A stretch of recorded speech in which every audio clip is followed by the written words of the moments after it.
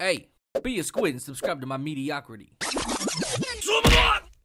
How's it going, my squids? Today we're going to be doing a light review on Samurai Shodown. It's going to be relatively quick. There's not a whole lot to talk about or cover here, so let's just go ahead and jump into it. So Samurai Shodown is an interestingly weird game. I was not expecting it to play the way it does.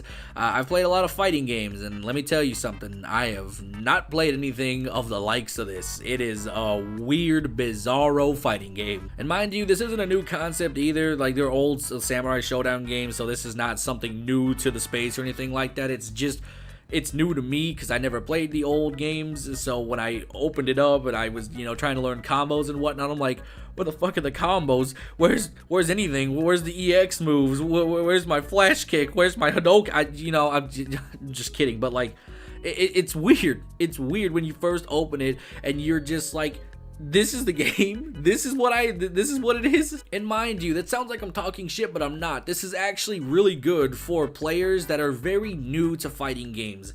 It's an interesting way to look at it, but if you dumb down pretty much Mortal Kombat or Street Fighter down to the bare bones necessities where it's just about footsies and timing and whiff punishing, then it becomes the basic needs for a fighting game, and that's what's really good for these new players. One of the first things I like to look at when it comes to a new fighting game that comes out is how approachable is it. With the the release of MK11, my first initial thought was they really dumbed down a lot of the combos from MKX. So when I was like playing MK11, I was like, this is way more approachable to new players. You can definitely get into it a lot easier and quicker than you could X, because when you played X, there was like so many variations and many different like combos that you could do that are just like, it felt impossible to a new player that just getting into it was just going to be an impossible thing.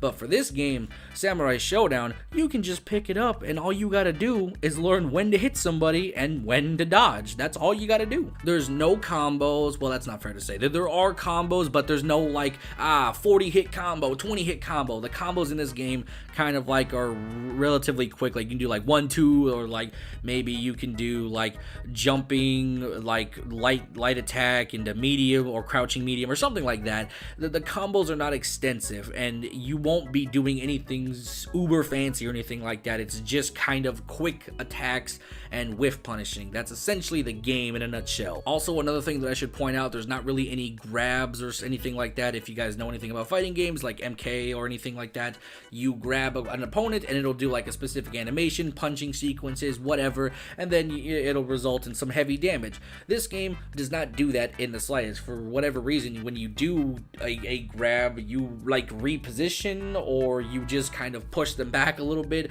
I'm not really sure what the purpose of that is. It's an odd one, really, but I guess if you like being on the left side of the stage or the right side and you want to reposition that, that's what you can use it for. So I guess that's something to take a look at if you care. But as far as everything goes, no combos, no insane EX moves or anything like that in terms of like managing meter. Most of your stuff is just building up your meter to pretty much just gain extra damage. That's essentially it.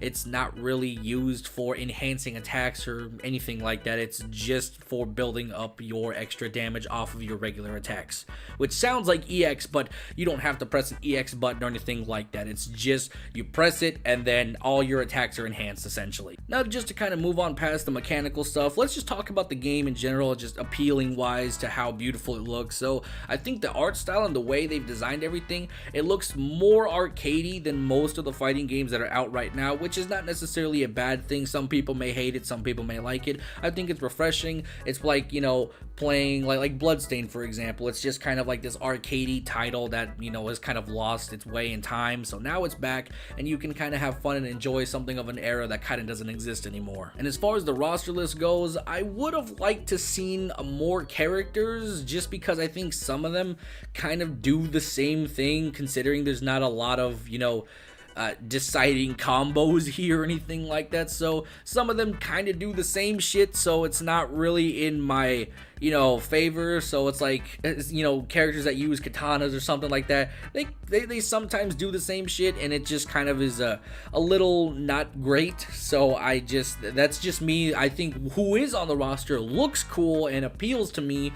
It's just I wish that there was a little bit more of you know, differences between the characters that would make them a little bit more unique. So far, the most unique character that I saw was literally the giant fat guy with like the sickle chain thing, and I'm like, that dude is my main right there. But that's not everybody on the roster list. Some you can attribute to kind of others, but for the most part, they kind of do have a set of uniqueness to them, like the big fat guy with the sickle, or like the weird guy that kind of like throws like weird eggs or bombs. I don't know what he does. He looks weird, but he just throws these things on the floor. And then the big dude's a grappler kind of character, which there's not really any other grapplers in the game as far as I can tell.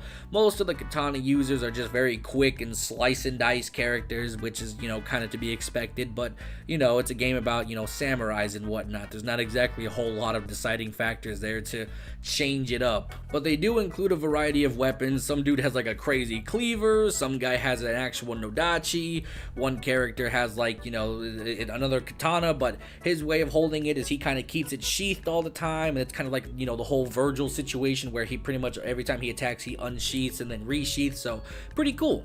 And as far as the maps look, they're okay. Nothing really impressed me a whole lot, but again, it's like an arcadey fighting game, so it's an interesting little thing, more of kind of like an indie game in my personal opinion, so I wasn't going to be blown away by the maps or anything like that. So I think they look good for the time period and where it's at, so it works. So in conclusion here, boys, should you pick up Samurai Shodown? I'll recommend it if you're looking to get into a fighting game that isn't all about combos and something that just came out to where you can actually get a start off in. This is a perfect title for you, and even for some veterans out there that are just looking for a dumbed down version of what they're already playing, this is a refreshing pace right here, and I think that you'll also enjoy it. So yeah, 100%, it's actually a really good game. Just, you know, be careful on what you're doing and don't just button mash your way to victory, because that's just not gonna work. Anyway, that's it for today's video. Hopefully you guys enjoyed it. I'll talk to you guys tomorrow. Bye bye.